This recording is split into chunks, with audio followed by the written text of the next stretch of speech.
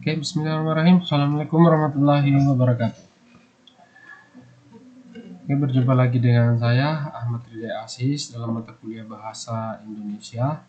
Senang sekali rasanya teman-teman mahasiswa bisa berjumpa kembali dengan saya dalam kelas virtual yang insya Allah pada kesempatan kali ini kita akan melanjutkan materi perkuliahan sebelumnya.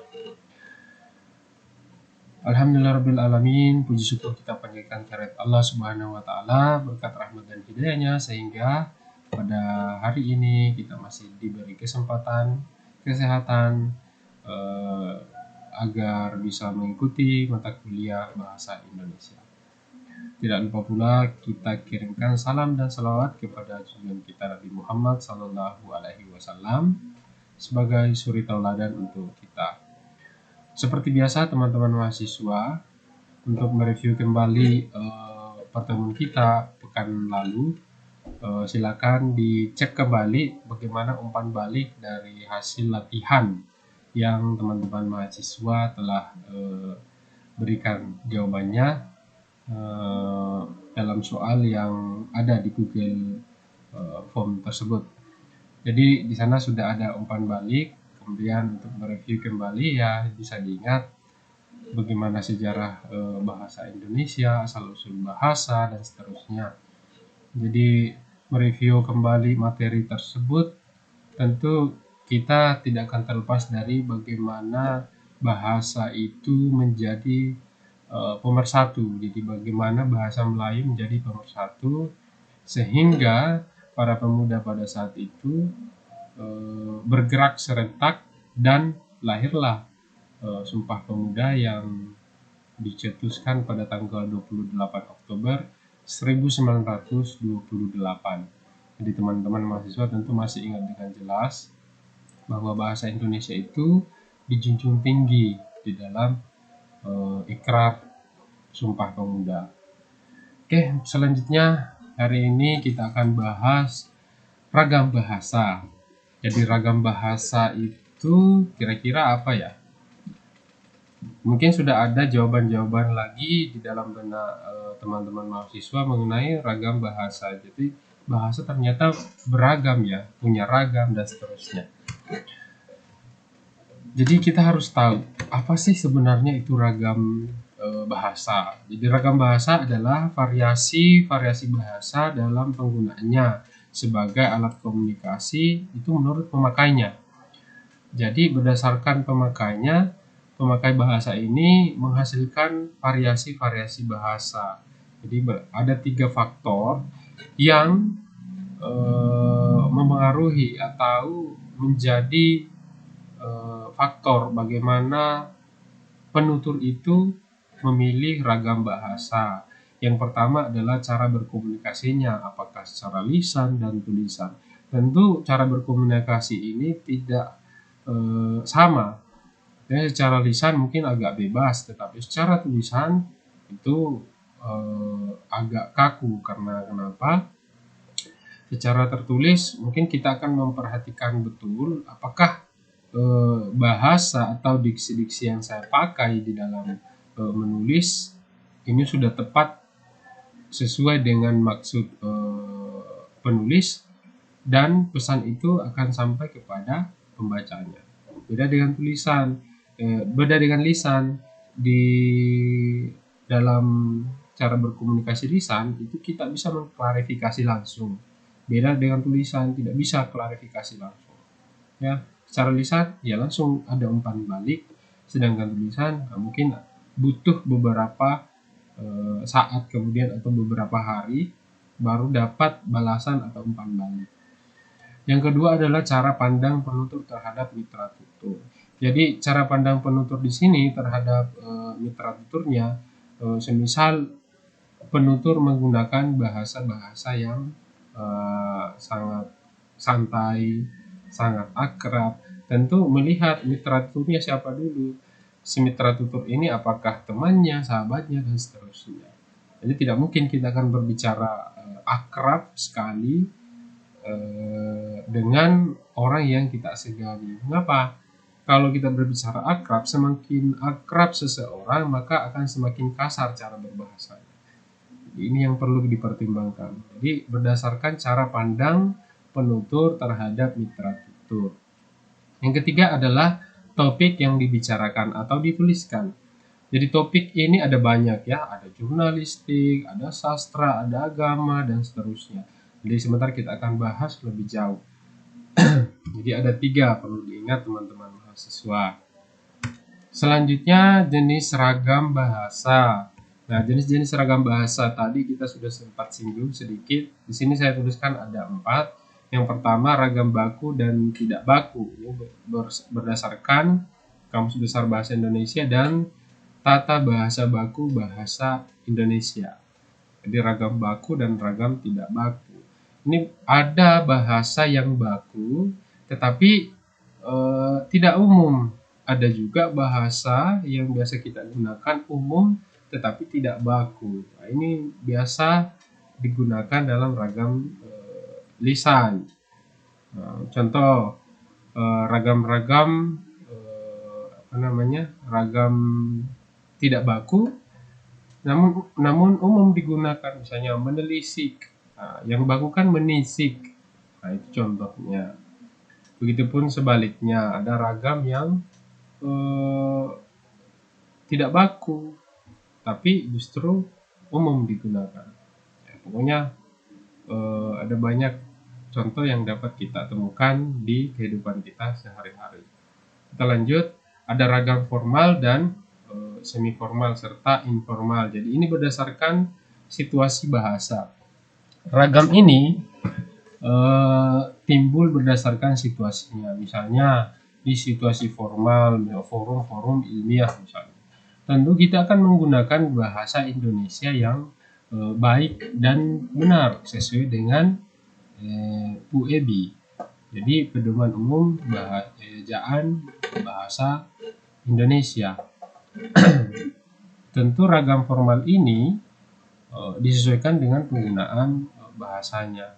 Tidak mungkin kita akan menggunakan bahasa yang santai atau akrab di ragam formal, situasi formal. Semi formal, situasi semi formal ini seperti yang kita lakukan hari ini. Situasi semi formal ini diselipi atau diselingi dengan bahasa-bahasa yang santai. Jadi walaupun situasinya agak formal, tetapi ada bahasa santai di dalamnya. Contohnya dalam perkuliahan. Jadi kalau perkuliahan kita pakai bahasa atau kita menggunakan ragam formal, itu pasti transfer knowledge-nya, transfer ilmu pengetahuannya itu tidak akan cepat diserap oleh teman-teman mahasiswa. Yang selanjutnya adalah ragam informal. Nah, tentu teman-teman sudah bisa tebak ini. Ragam informal ya tentu ragam-ragam yang santai, yang tidak kaku, ya toh. Misalnya acara-acara ulang tahun, ini kan forum-forumnya pasti menggunakan informal. Tak mungkin berbicara kepada anak-anak menggunakan bahasa-bahasa yang baku. Yang ketiga adalah ragam sastra. Ini berdasarkan topiknya ya. Ragam sastra, ada ragam agama, ragam politik, ragam hukum, jurnalistik, dan lain-lain. Misalnya di ragam sastra, tahun itu teman-teman sering membaca karya-karya sastra. Ada puisi, ada prosa, dan ada drama atau naskahnya. Jadi di dalam bahasa-bahasa sastra ini, misalnya di puisi, semakin menyimpang dari aturan kebahasaan, maka gaya bahasa puisi itu atau puisi tersebut justru semakin menarik. Beda dengan tulisan-tulisan misalnya jurnal. Pasti kita akan kebingungan kalau menggunakan bahasa sastra di dalamnya. Makanya beda sekali itu bahasa sastra dengan bahasa non-sastra. Di bahasa sastra tentu berusaha menyembunyikan, misalnya puisi tadi, menyembunyikan pesan-pesan yang secara lugas. Jadi semakin tinggi penafsiran seseorang terhadap karya tersebut, maka karya sastra itu akan semakin menarik. Ini ragam sastra. Di ragam agama misalnya ada orang ceramah ya, berdakwah, itu pasti beda caranya dengan berpidato saja ya. dalam ceramah agama pasti diselingi dengan bahasa-bahasa yang, iya betul, bahasa yang penuh dengan misalnya bahasa Al-Quran yang ada di dalam bahasa-bahasa Arab. Misalnya kita mengutip firman Allah Subhanahu wa taala, mengutip Al-Hadis dan seterusnya. Jadi beda, mukadimahnya saja sudah berbeda dengan bahasa atau ragam bahasa yang lain. Di dalam politik tentu pasti lebih banyak menggunakan bahasa-bahasa yang dialektis, misalnya bahasa yang untuk apa namanya, meyakinkan orang lain bagaimana supaya politiknya berhasil di masyarakat, politiknya ini diterima oleh masyarakat. Tentu orang-orang politikus ini menggunakan gaya bahasa yang sangat-sangat persuasif dan langsung menyentuh hati masyarakat, walaupun sebenarnya agak susah. Oke, selanjutnya bahasa hukum. Ada ragam bahasa hukum. Jadi kalau berbicara tentang hukum, pasti berbicara tentang pasal-pasal. Itu tidak akan ditemukan di ragam-ragam lain, ya kan? Nah, kemudian jurnalistik, ya teman-teman pasti sudah banyak tahu tentang jurnalistik ini. Kenapa dalam kehidupan sehari-hari semenjak kita baru belajar itu usia-usia dini, kita sudah mau apa itu, kita sudah mau bertanya, ingin tahunya tinggi, apa itu, bagaimana itu, dan lain sebagainya. Inilah ini dimaksud dengan ragam jurnalistik. Kalau hari ini mungkin teman-teman masih ingat pelajaran SMA-nya, betul ada 5W ditambah 1H kalau dalam bahasa Inggris. Tapi kalau dalam bahasa Indonesia itu biasa kita menyebutnya adik Simba, ya. Apa, di mana, kapan, siapa, dan bagaimana. Jadi adik Simba itu. Kemudian yang terakhir ada ragam santai dan akrab. Sebenarnya ragam bahasa ini tadi berdasarkan topiknya itu banyak sekali, tidak sampai sekian, makanya dan lain-lain itu maksudnya masih banyak yang lain, mesti teman-teman mahasiswa cari tahu. Ini hanya pengantar dan mungkin hanya sekitar 20% dari pengetahuan yang seluruhnya ini. Ragam bahasa santai, ada ragam bahasa tadi sudah kita singgung sedikit bagaimana ragam bahasa santai ini. Jadi ragam bahasa santai itu digunakan pada saat situasi santai, ya, dengan relasinya. Misal dengan teman banyak, misalnya ini kan baru mahasiswa baru. Di mahasiswa baru ini kalian kan baru kenal, berarti baru berteman, ya. Beda dengan akrab, pasti ragam santai yang kita pakai hari ini ya baru masih agak-agak kikuk atau kaku menggunakan bahasa terhadap teman-temannya. Beda dengan akrab, misalnya sudah semester 2, nanti semester 3 sudah pasti akrab itu. Apa bedanya, Pak? Di ragam santai, misalnya dalam bahasa kalian ini ya, bahasa di Majene misalnya, oh ya, pergi mana Ki? Hari ini apakah kita kuliah? Kuliah Ki kah hari ini ya, misalnya. Pasti pakai Ki. Beda kalau sudah akrab, woi di mana ko? Nah, bayangkan itu, ada antara Ki dengan ko. Woi di mana ko? Kuliah kok kah? Nah, sudah pakai, awalnya pakai Ki, semakin akrab orang, akhirnya menggunakan ko. Jadi dalam ragam bahasa santai menjadi ragam bahasa akrab ini, jadi simpulannya bahwa semakin akrab seseorang, maka kecenderungan berbahasanya itu pun semakin kasar, namun tidak terjadi ketersinggungan di antara keduanya. Ya, inilah ragam akrab. Jadi di mana Ki, di mana ko, nah itu kan sudah kasar. Nah, ini yang terjadi di antara kalian nanti. Jadi ingat baik-baik ini. Ke depan kalau telah mengalami situasi seperti ini, pasti ingat dengan materi ini, ya. Lanjut. Pertanyaan yang menarik dalam materi ragam bahasa ini adalah mengapa bahasa bisa beragam? Jawabannya sederhana. Karena bahasa merambat seperti gelombang. Jadi bahasa itu merambat seperti gelombang, ibaratnya melempar batu ke dalam danau misalnya. Nah, contoh bisa dilihat pada gambar ini. Ini gelombang ini yang menunjukkan perambatan bahasa itu. Nah, kalau ini misalnya batunya sudah masuk ke dalam danau ini, maka menghasilkan gelombang seperti ini. Makanya ragam bahasa itu terjadi karena rambatan-rambatan inilah yang menyebabkan. Belum paham? Ya mungkin butuh contoh. Nah, ini contohnya. Bahasa Indonesia misalnya, kita ambil contoh dari bahasa Indonesia. Misalnya mandi, ya kan, mandi. Di dalam bahasa Bugis yang paling dekat dengan kita di Sulawesi, dalam bahasa Bugis itu teman-teman yang paling dekat dengan mandi itu mandio kan. Nah, mandio. Jadi awalnya kata mandi menjadi mandio. Entah bagaimana proses rambatan ini terjadi. Apakah ada hal-hal atau kesilapan ucap atau tuli-tuli sedikit. Ya, ini yang TTS. Jadi kata mandi menjadi mandio. Nah, kecenderungan kan orang-orang Sulawesi itu kalau dia gagal paham pasti bertanya kalau sudah dijelaskan dengan baik pasti memberikan seruan nah pasti begitu.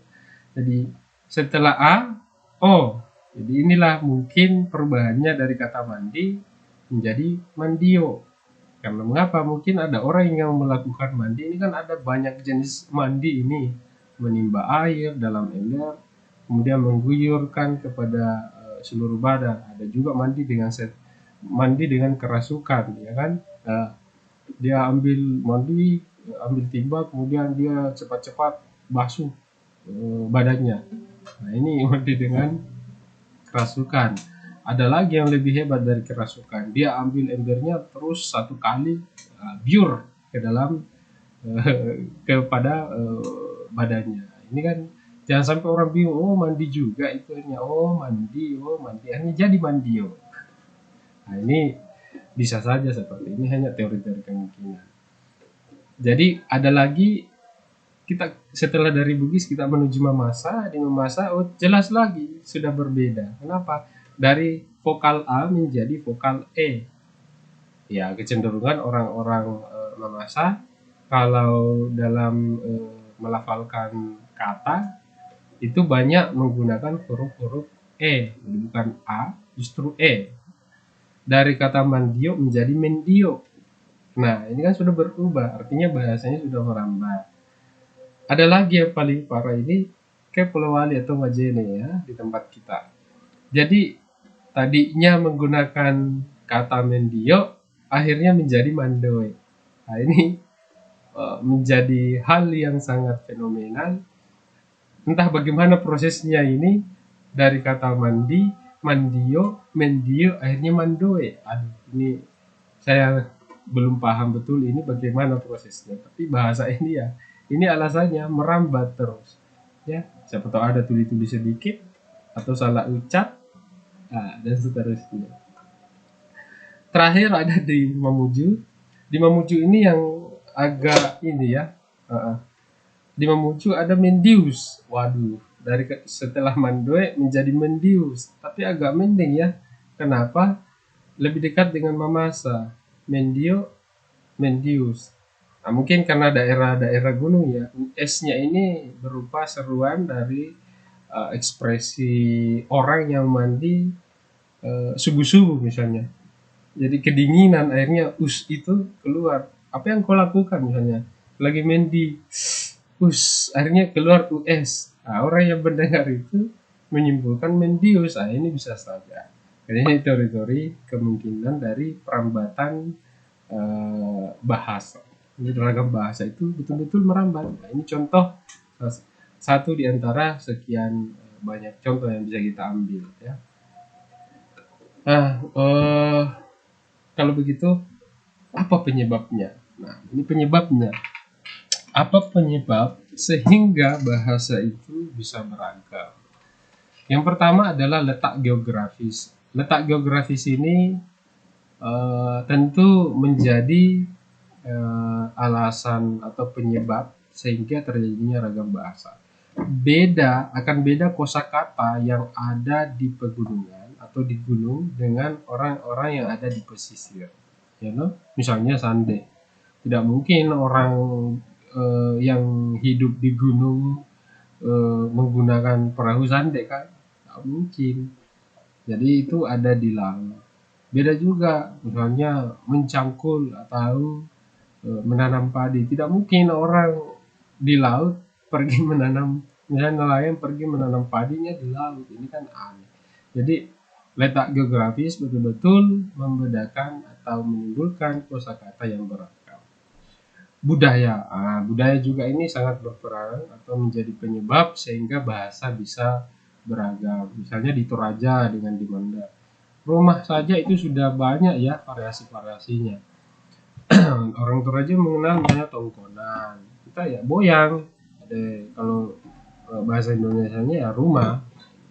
Misalnya mangga, ada yang menyebutnya pao, ada yang menyebutnya toisang, ada tomisang. Wah banyak ini. Ini baru mangga ini.